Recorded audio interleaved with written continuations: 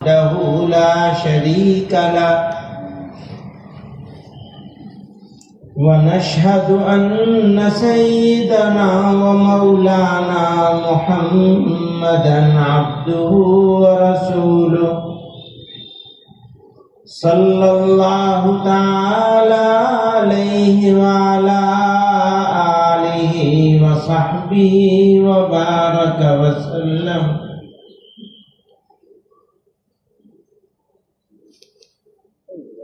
اس اجلاس کے صدر محترم حضرت مولانا مفتی ابوالقاسم نعمانی صاحب دامت برکاتہم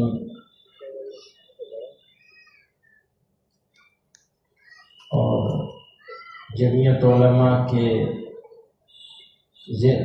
علماء ضلع بنارس کے صدر محترم، اسی طرح ابھی آپ حضرات کے سامنے تقریر فرما رہے تھے حضرت مولانا انوار الحق صاحب.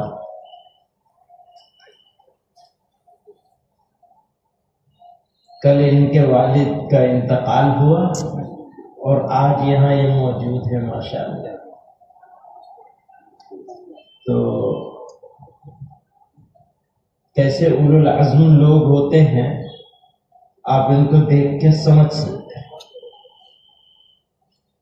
اللہ تعالیٰ ان کو جزائے خیر عطا فرمائے اور ان کے والد کی بال بال مغفرت فرمائے. بزرگوں اور دوستوں، ہمارا ایمان جناب رسول اللہ صلی اللہ علیہ وسلم کے ساتھ محبت عقیدت کے بغیر مکمل نہیں ہو سکتا. ایمان کی تکمیل کے لیے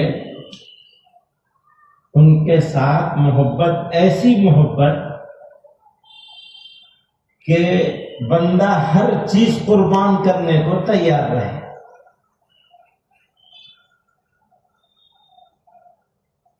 اب جب قربانی کا معاملہ آتا ہے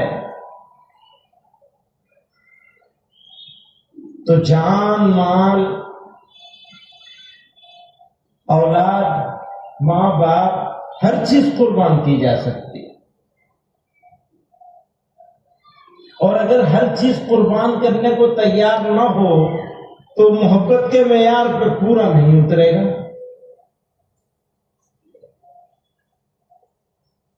کہ ایسی محبت ہو کہ سب کچھ قربان کرنے کے لیے انسان تیار ہو.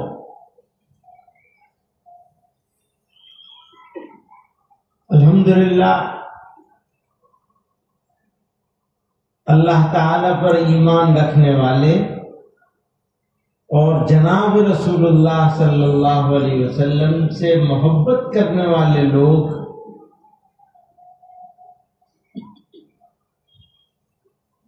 اپنی محبت کا اظہار جس جذبے کے ساتھ کرتے ہیں، اس کی مثال دنیا کے دوسری اقوام میں نہیں ملتی. ہمارے لیے یہ فخر کی بات ہے. لیکن اسی کے ساتھ محاسبے کی بھی ضرورت ہے، جس کی طرف مولانا عبدالباطن صاحب توجہ دلا رہے تھے. عشاء سے پہلے ان کا بیان ہوا، اس میں انہوں نے توجہ دلائی کہ ہمیں محاسبہ کرنا چاہیے کہ محبت جس معیار کی ہماری محبت ہے، کیا ہماری کوشش نہیں ہونی چاہیے کہ ہم اس سے اور اعلیٰ درجے کی محبت کی مثال قائم کریں؟ تو جب ہم محبت کے معیار کا پیمانہ ڈھونڈتے ہیں تو سب سے اونچا پیمانہ وہ یہی ہے کہ آدمی اپنی جان کی قربانی کے لیے تیار رہے. لیکن سوال یہاں یہ پیدا ہوتا ہے کہ جان کا نذرانہ پیش کرنے کے لیے تو تیار ہیں، لیکن راستے پر چلنے کے لیے تیار نہیں ہے. یا کچھ چلتے ہیں, کچھ چھوڑ دیتے ہیں, کچھ کرتے ہیں, کچھ نہیں کرتے. اب جو آدمی کچھ کر رہا ہو اور کچھ نہیں کر رہا ہو, وہ بالکل کچھ نہ کرنے والے کے سے تو بہرحال بہتر ہے, لیکن سب کچھ کرنے کی کوشش کرنے والوں کے برابر وہ ہو نہیں سکتا. تو یہاں ضرورت محسوس ہوتی ہے کہ اس کا مذاکرہ کیا جائے, یاد دہانی کری جائے, بتایا جائے, سمجھایا جائے, کوشش کری جائے کہ بھائی آپ سے جو چھوٹ رہا ہے وہ چھوٹنا نہیں چاہیے. تو کیا کیا چھوٹتا ہے ہم سے, تقاضا کیا کیا ہے اور چھوٹ کیا کیا رہا ہے. ہمارا لباس, ہمارا چہرہ, ہمارے معاملات. وہ سوئی کا تذکرہ کیا مولانا نے کہ حضرت عائشہ صدیقہ ام المومنین عائشہ صدیقہ رضی اللہ تعالی عنہ ایک سوئی کے لیے پریشان تھی کہ واپس پہنچانی ہے. معاملات کی بات ہے. میں اس کو اس طرح کہتا ہوں, حضرت خواجہ معصوم رحمت اللہ علیہ, حضرت مجدد البسانی رحمت اللہ علیہ کے صاحبزادے ہیں, ان کے خلیفہ ہیں. وہ فرماتے, انہوں نے تو سنتوں کے 7 مراتب بیان فرمائے ہیں. نبی علیہ الصلوۃ والسلام کی سنتوں کے 7 مراتب بیان فرمائے ہیں. یہ بھی یاد رکھیے کہ اللہ تعالی تک پہنچنے کا ذریعہ اللہ تعالی کے محبوب صلی اللہ علیہ وسلم کے سنتوں کے بغیر نہیں ہے.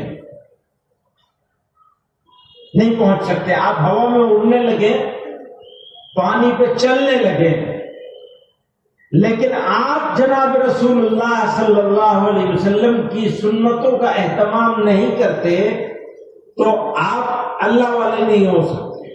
اللہ والا ہونا ہے تو اللہ کے رسول صلی اللہ علیہ وسلم کے طریقے کو اپنی زندگی میں اتارنا پڑے گا.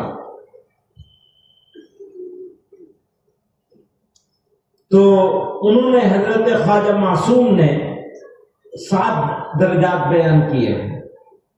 میں 2 ذکر کرتا ہوں.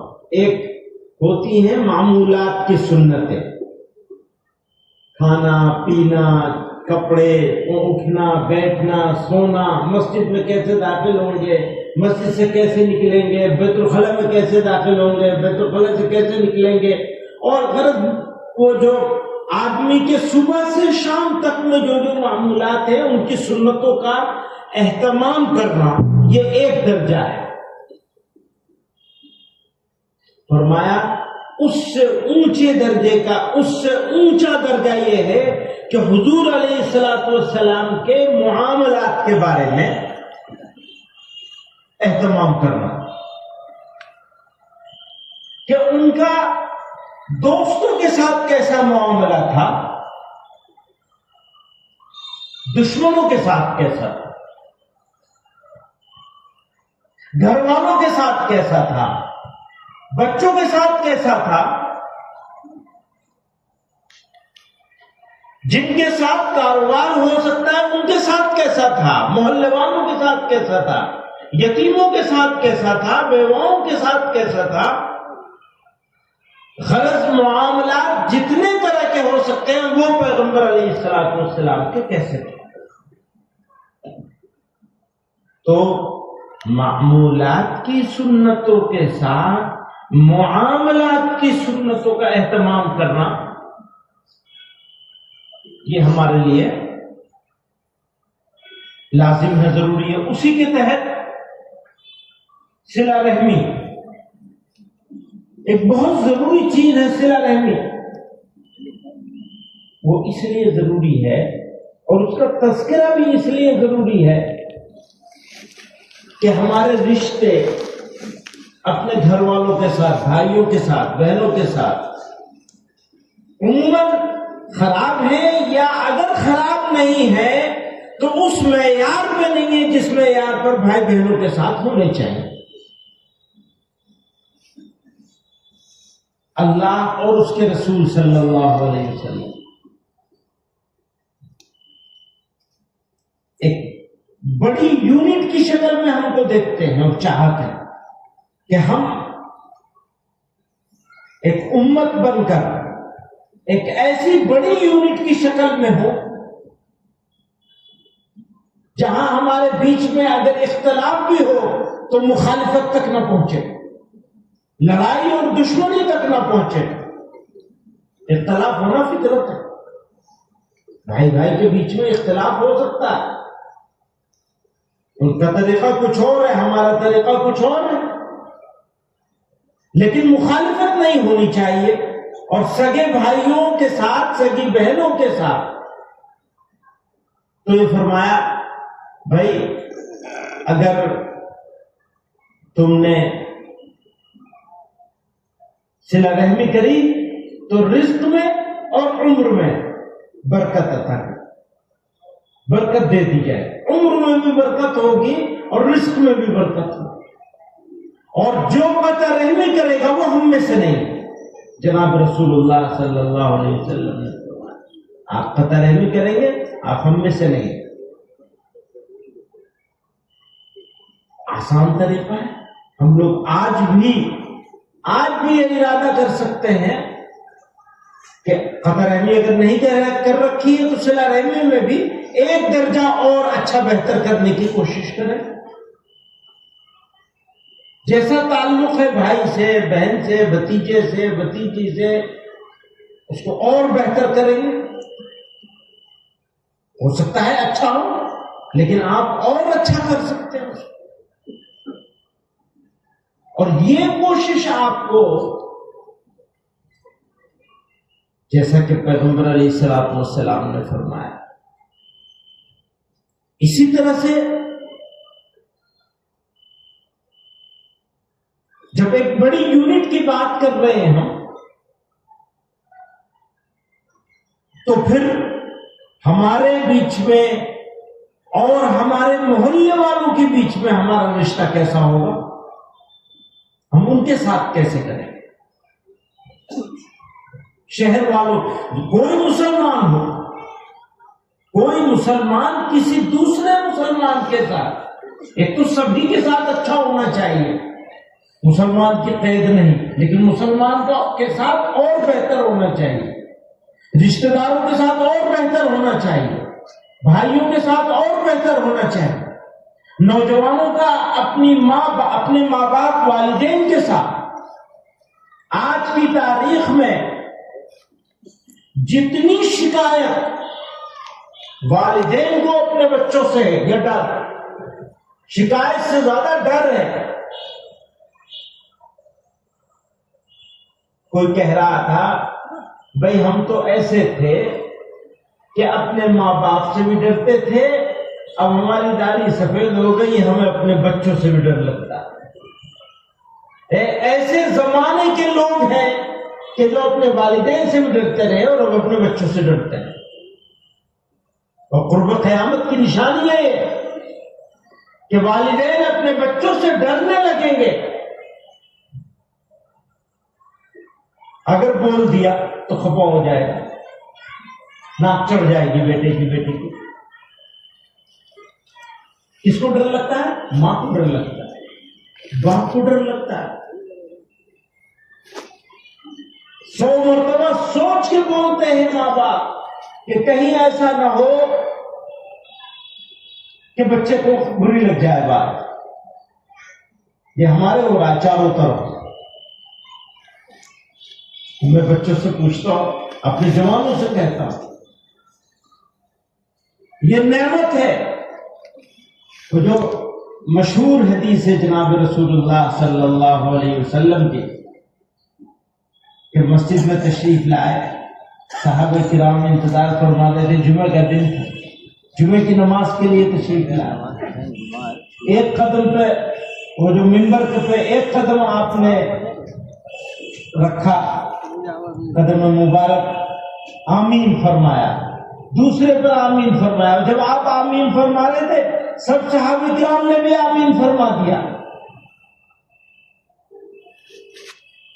اور جب نماز ہو گئی، سب ہو گیا، یہ 3 مرتبہ آقا نے آمین کا لفظ فرمایا تھا۔ جب سب ہو گیا، بعد میں صحابہ کرام نے پوچھا، نہ ہم نے کوئی دعا کی، نہ کسی اور نے کوئی دعا کی، نہ آپ نے کوئی دعا کی، یہ آمین کیا فرق، کس بات پہ فرمایا؟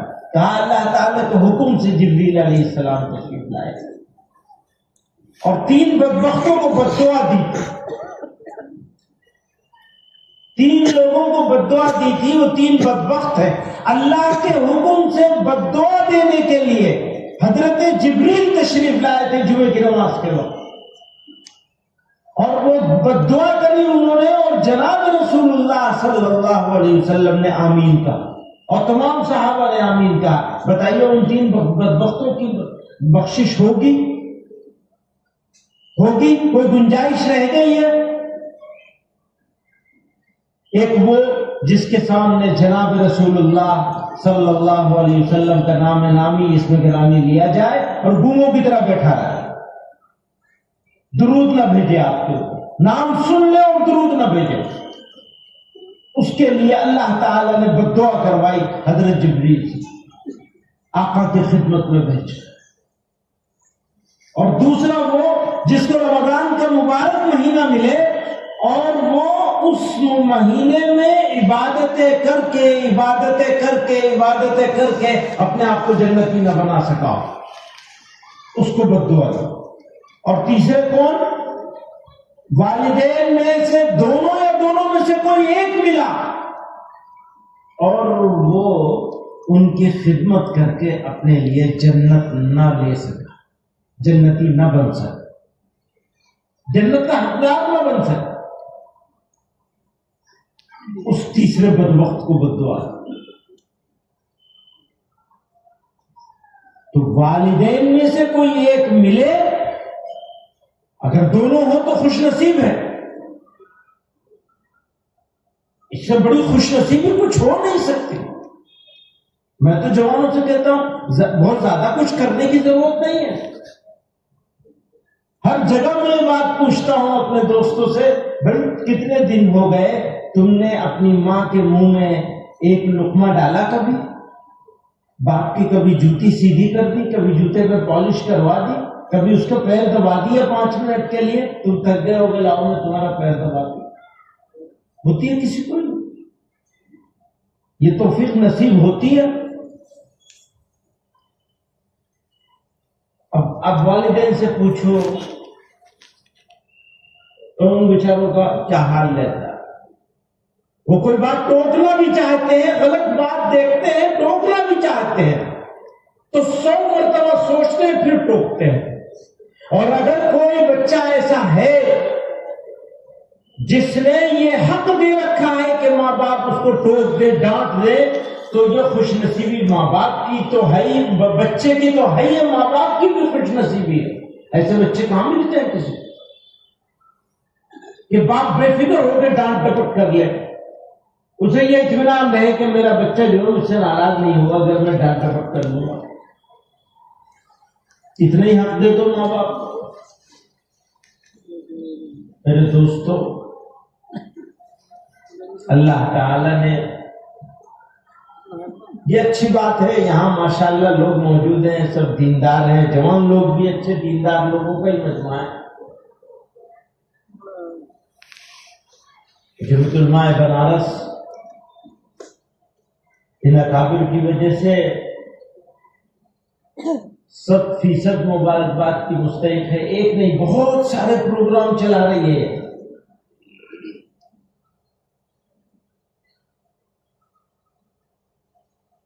تو اس کے لیے جمعیت علماء بنارس بھی مبارکباد کی مستحق ہے۔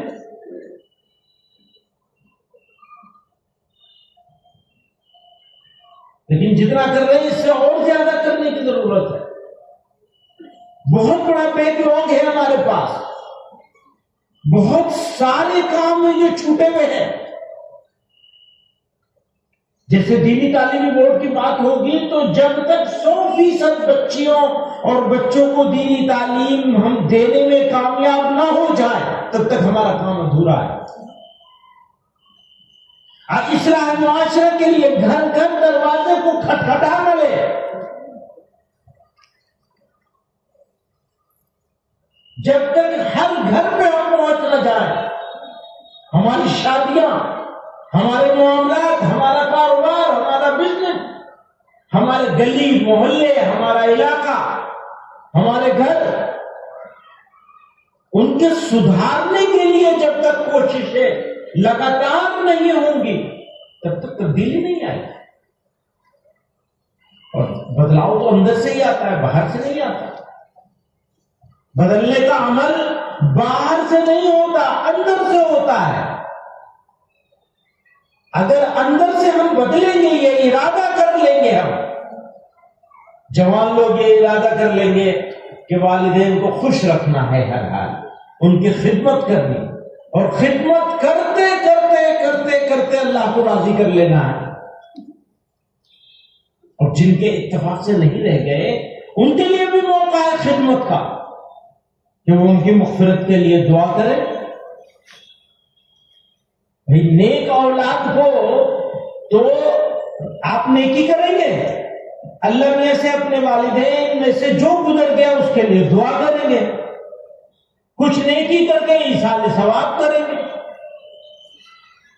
تو آپ نیک اولاد ہو جائیں گے. آپ نیک اولاد ہو جائیں گے تو اللہ تعالیٰ آپ کو نیک اولاد عطا فرمائیں گے، آپ کے اولاد کو نیکی عطا فرمائیں گے. اگر کسی کو نیک اولاد چاہیے، کہنا ماننے والی اولاد چاہیے، اگر کسی کو ایسی اولاد چاہیے جو اس کی آنکھوں کی ٹھنڈک بن جائے تو اس کو اپنے بڑوں کی، اپنے ماں باپ کی آنکھوں کی ٹھنڈک بننا پڑے گا. اور اگر آپ اپنے بڑوں کی آنکھوں کی ٹھنڈک نہیں بنے اور آپ نے اف بھی کر دیا تو اللہ تعالیٰ نے تو قرآن میں حکم دیا وَلَا تَقُلْ لَهُمَا اُفٍّ وَلَا تَنْهَرْهُمَا. آپ ان کو جھڑک بھی نہیں سکتے. وَقُلْ لَهُمَا قَوْلًا كَرِيمًا. آپ جب بات کریں گے تو نرم بات کریں گے. اس لیے کہتا ہوں میں کہ آپ کسی دن ماں کے ہاتھ سے برتن لے کر کے دھو دیں گے، ماں کو ایک لقمہ دے دیں گے، باپ کے پاؤں دبا دیں گے، سر میں تیل لگا دیں گے، 2 منٹ 5 منٹ کے لیے میٹھی بات کر لیں گے. حکم دیا گیا ہے، فرض کیا گیا حکم دے کر وَقُلْ لَهُمَا قَوْلًا كَرِيمًا. آپ کو ان کے ساتھ میٹھی بات کرنی ہے، عمدہ بات کرنی ہے.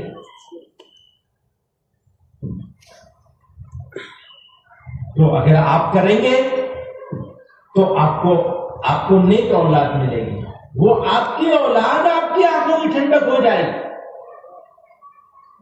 اور نہیں تو یاد رکھیے گا، میں اپنے سب جوان دوستوں سے کہتا ہوں،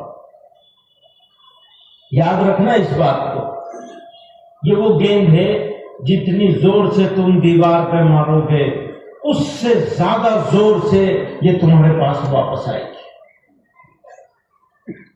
اگر تم نے اف کیا ہے تو پھر تم اپنے اولاد کے ہاتھ سے گالی کھاؤ گے ضرور، اور جوتے بھی کھاؤ گے. کر لو اپنے ماں باپ کے ساتھ جو چاہے. بدلہ اللہ میں تمہاری اولاد سے تمہیں دلوائے گا، بخشش نہیں. یہی ملے گی سزا، وہاں تو جو ہوگا تو ہوگا، یہی ملے گی سزا. قطع رحمی کے بارے میں بھی یہی فرمایا، جس نے اپنے بھائیوں کو چھوڑ دیا، بہنوں کو چھوڑ دیا، قطع رحمی کر لی، فرمایا اس کو یہاں سزا ملے گی دنیا میں. زنا کی اور قطع رحمی کی 2 چیزوں کی سزا دنیا میں ملی. محرم کے بارے میں فرمایا پتہ ہی نہیں ہے لوگ محرم کیا ہوتا ہے. ویج نان ویج کا پتہ ہے، محرم غیر محرم کا نہیں پتہ.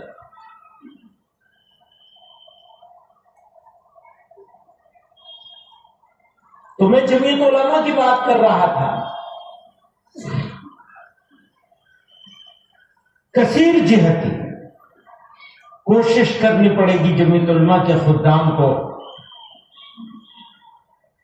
کہ وہ محلے وائز، محلے گلی گلی گھر گھر ان کو پہنچنا ہے. ہو سکتا ہے اب سے 10 سال پہلے کی جمعیت علماء کے مقابلے میں آج کام بڑھ گیا ہو، زیادہ ہو گیا، لیکن بہت سارا کام باقی ہے ابھی. جوانوں کو جوڑنا پڑے گا، اور آپ جوانوں سے کہتا ہوں آپ کو جوڑنا پڑے گا. کچھ نہ کچھ کام اپنے ذمہ لینا پڑے گا. زندگی اگر اپنے لیے ہے تو اس زندگی کا کوئی معنی نہیں. دوستو، زندگی تو دوسروں کے لیے. اگر آپ اللہ تعالیٰ کی مخلوق کی فکر کریں گے، اللہ تعالیٰ آپ کی فکر کرنے لگ جائے. آپ کو دوسروں کے لیے زندہ رہنا، آپ کی زندگی دوسروں کے لیے، دوسروں کی فکر میں گزرنی چاہیے. اللہ تعالیٰ آپ کی فکر کرنا. تھوڑا سا وقت آپ لوگوں کا اپنے محلے میں کون لوگ ہیں، کس حال میں ہیں، کون پڑھ رہے ہیں، کون نہیں پڑھ رہے. جوانوں کی عام شکایت ہو گئی ہے شہروں میں ڈرگس میں پڑھنے کی مبتلا، سنبھالنے والا نہیں ہے کوئی. ڈرگس کی پرابلم، نشہ لینے کی جو مشکل ہے وہ صرف مسلمانوں کی نہیں ہے، وہ سب لوگوں کی ہے. لیکن آپ کو حیرت ہوگی جان کر، سروے ہے کہ مسلمان اپنی تعداد فیصد کے اعتبار سے اپنی تعداد اگر دیکھی جائے تو غیر مسلموں کے مقابلے میں ڈبل ہے نوجوان بچوں اور بچیوں کی نشہ لینے کی. اور بدترین نشہ آج کی تاریخ میں بازار میں بک رہا ہے. مسلمان ہی کر رہے اس کام، سنبھالنے والا نہیں، کوئی دیکھنے والا نہیں. بس آرام کی زندگی ہے، بریانی کھا لو، بس ہو گیا کام. تو میں اپنے جمعیت علماء کے ساتھیوں سے کہتا ہوں، اور لوگوں کو اپنا ساتھی بنائیے، اپنے اسپیکٹرم کو بڑا کیجیے. ہر محلے میں یونٹ قائم ہونی چاہیے. ہر مسجد کے اور اس کے جو کیچمنٹ ایریا ہے، مسجد کا جو حدود ہیں، جتنے گھر اس مسجد کے تحت آتے ہیں، تو اس مسجد وائز کام ہونا چاہیے اور ہمیشہ فکر پہ رہنا چاہیے. اگر نوجوانوں کو، بچوں کو ہم نہیں سنبھالیں گے تو کون سنبھالے گا؟ ماں باپ سنبھالیں گے اور جمعیت علماء کو دیکھنا پڑے گا. بہت فکر کی بات ہے. نہایت حالات خراب ہے اندرونی طور پر. تعلیم نہیں ہے، اور اگر تعلیم ہے تو تربیت نہیں. کوئی بتانے والا، سمجھانے والا، ہاتھ پکڑنے والا نہیں ہے. کوئی یہ نہیں سمجھانے والا ہے کہ بچوں کو والدین کے ساتھ کیسا رشتہ رکھنا ہے اور والدین کو بچوں کے ساتھ کیسا رشتہ رکھنا ہے. انہیں بھی شفقت کی ضرورت ہے. موبائل، میں آپ کو سچ کہتا ہوں، ڈرگس بہت خراب چیز ہے، موبائل اس سے بھی زیادہ خراب چیز ہے. دیندار لوگوں کے لیے موبائل خطرہ ہے، جو دیندار نہیں ہے ان کا تو کہنا ہی کیا. جوانوں کے لیے خطرہ ہے، بڑوں کے لیے، ڈھیر عمر والوں کے لیے خطرہ ہے، بزرگوں کے لیے خطرہ ہے. ایڈکشن، عادی ہو جانا، بدترین عادت ہو جاتی ہے موبائل اگر آپ استعمال کرنے لگے، اور زیادہ دیر نہیں لگتی اس کا عادی بننے میں. آدمی غلام ہو کے رہ جاتا ہے. ہر چیز کا ایک حد ہونی چاہیے اور تھوڑی ورزش ضرور ہونی چاہیے. خاص طور سے جوانوں کو بھی، بزرگوں کو بھی. بزرگوں کو کی ورزش الگ ہوگی، جوانوں کی الگ ہوگی. تو لیکن جوانوں کو خاص طور سے ورزش کرنی چاہیے. سونے کا وقت طے ہونا چاہیے، جاگنے کا وقت طے ہونا چاہیے. یہ نہیں کہ جب موڈ ہوگا تب سو جائیں گے، جب موڈ ہوگا تب اٹھ جائیں گے. انعامدار صاحب نے پونے میں وہ کہتے ہیں، میاں جب اقوام عالم اپنا آدھا کام نمٹا چکی ہوتی ہے تب مسلمانوں کی صبح ہوتی ہے. حالانکہ عشاء کے بعد جاگنے کا کوئی مطلب نہیں،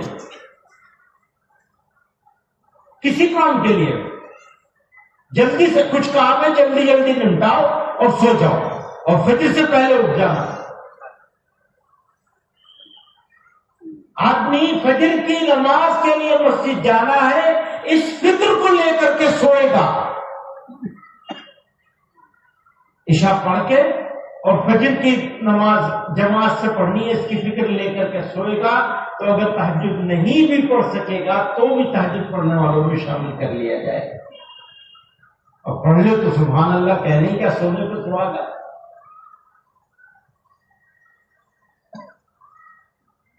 کھانے پینے میں بھی معیار ایک معیار متعین ہونا چاہیے، کس وقت کھائیں گے، کیا کھائیں گے، سوچ سمجھ کے کھانا چاہیے، بغیر سوچ سمجھے حلال ہو اور سوچ سمجھ کے کھایا، یہ نہیں کہ بس تو چل میں آیا۔ صحت اچھی رہے گی تو آپ کام کر سکیں گے، اپنے لیے بھی اور دوسرے کے لیے بھی۔ صحت خراب ہو جائے گی، نہ اپنے کام کے نہ دوسرے کے کام، اپنے کام میں نہیں رہیں گے تو دوسرے کا کیا کام کریں گے، اور جو کام کا نہیں ہوتا اس کو دنیا روند کے گزر جاتی ہے۔ کارآمد بننا ہے، آپ بیکار نہیں بننا ہے، اپنے لیے کارآمد بن جائیے، چلیے دوسرے کے لیے مت بنیے۔ چاہت تو یہ ہے کہ آپ دوسرے کے لیے کارآمد بنے، لیکن دوسرے کے لیے نہیں بن سکتے بھیا، اپنے لیے تو بن جاؤ۔ اقبال نے کہا تھا نا، میرا نہیں بنتا نہ بن، اپنا تو بن، کہ کم سے کم اپنے تو بن جاؤ۔ ٹائم پہ نہیں سو گے اور ٹائم پہ نہیں جاگو گے تو اپنے کیسے بنو گے؟ اپنے لیے محنت نہیں کرو گے تو اپنے کیسے بنو گے؟ جو اپنے لیے محنت نہیں کر سکتا وہ دوسرے کے لیے کیا محنت کرے گا؟ یہ بھی ایک بڑا المیہ ہے، محنت نہیں کر سکتا۔ تو دوستو، بہت لمبی چوڑی سب بات ہو گئی۔ اللہ تعالیٰ، ہم اپنے ساتھیوں سے کہتے ہیں، جمعیت علماء والوں سے کہتے ہیں، اگر آپ جمعیت علماء والے ہیں تو آپ کو گھٹنے ٹیک کر، سر دھڑ کی بازی لگا کر خدمت میں لگ جانا۔ دینی تعلیمی بورڈ، مکاتب بہت سارے ماشاءاللہ مکتب چل رہے ہیں رپورٹ کے حساب سے، لیکن آپ جب مسلمانوں کی پوری پاپولیشن کو دیکھیں گے تو اونٹ کے منہ میں زیرہ کی طرح نہیں چلے گا ایسے کام۔ یہ عزم کرنا ہوگا ہمیں سب کو، سب لوگوں کو، صرف یہاں اسٹیج میں بیٹھے ہوئے لوگ نہیں اور جمعیت علماء کے خدام نہیں، سب لوگوں کو یہ عزم کرنا ہوگا۔ کوئی بچہ اور بچی ایسا نہیں چھوٹنے پائے جو دینی تعلیم سے محروم رہ جائے۔ ہماری سب کی ذمہ داری ہے، یہ ساجھا ذمہ داری ہے، جوائنٹ ریسپانسبلٹی ہے، ہمیں سب کو مل کر اس کے لیے سر دھڑ کی بازی لگانی ہے۔ اگر اللہ کے رسول صلی اللہ علیہ وسلم سے محبت ہے تو کوئی ان کی امت کا کوئی بچہ یا بچی ایسا نہیں چھوٹنا چاہیے جو قرآن پڑھنا نہ سیکھ جائے اور دین کو نہ سیکھ جائے۔ دین کی بنیاد سیکھنا اتنی بنیادی دین جتنا فرض عین ہے، اتنا سیکھنا بھی اور سکھانا بھی۔ ان کا سیکھنا، ہمارا سکھانا ہمارے اوپر فرض عین ہے۔ ہم سے سوال ہوگا، تم نے کیا کیا؟ تقریر کرنے سے کام نہیں چلے گا، معاف کر دیجیے، بالکل نہیں چلے گا، کام کرنا پڑے گا، فیلڈ میں مکاتب بنانے پڑیں گے، کام کرنے پڑیں گے، والدین کے دل میں یہ فکر ڈالنی پڑے گی۔ آپ کچھ کریں نہ کریں لیکن بنیادی تعلیم اور تربیت۔ میں والدین سے کہا کرتا ہوں، بھیا جتنا بکری پال کے دیکھتے ہو اتنا ہی کم سے کم بچوں کو دیکھ لو۔ بچے پیدا ہو گئے، اللہ کی مہربانی سے پیدا ہو گئے، اس کے بعد چھوڑ دیا انہوں نے، کوئی فکر نہیں ہے بچوں کو، کہاں جا رہے ہیں، کہاں آ رہے ہیں، کس وقت جا رہے ہیں، کس وقت آ رہے ہیں، کیا پڑھ رہے ہیں، کیا نہیں پڑھا ہے، کچھ نہیں ہو گیا کام۔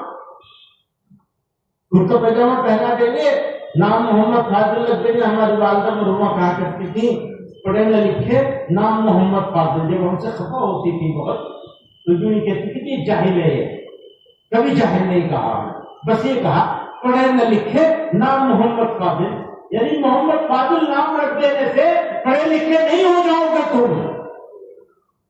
कुर्ता पैजामा पहनने से, मुसलमानों जैसा नाम रख देने से मुसलमान नहीं हो जाओगे, दीन सिखाना पड़ेगा, तरबियत करनी पड़ेगी। अब 200-300 मकतब चला लेगी जिन्हें कलमा, तो कैसे काम चलेगा? इस बनारस शहर की सिर्फ बात करें, जिले की बात नहीं, सिर्फ शहर की बात करें तो 1000 से ज्यादा मकतब की जरूरत है, कम से कम।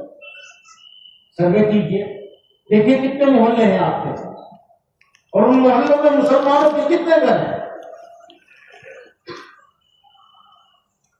तो मैं शिकायत नहीं कर रहा हूं, मैं जज्बा दिलाना चाहता हूं। ये तय हो जाए कि अगर कितना मकसद चल रहे हैं रिपोर्ट के हिसाब से, हाफिज साहब कितने मकसद है पता ही नहीं होगा हाफिज साहब को, सिर्फ 25 मैं तो 207 मकसद समझ रहा। अच्छा ये तय कर ले गैर मुनज़्ज़म कितना है?